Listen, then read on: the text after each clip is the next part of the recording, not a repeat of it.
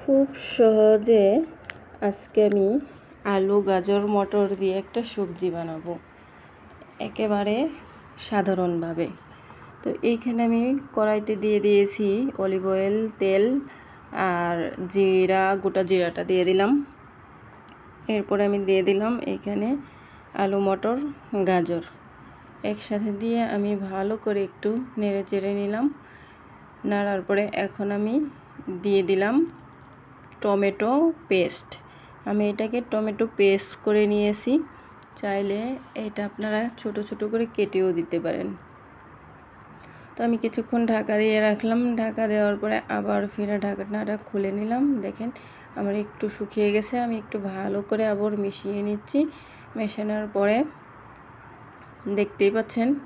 আর এইখানে আমি সামান্য পরিমাণ জিরা পাউডারটা দিয়ে দিলাম।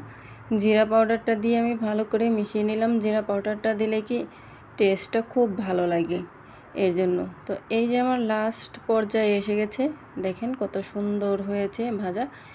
এইভাবে কিন্তু খেতে ভীষণ মজা।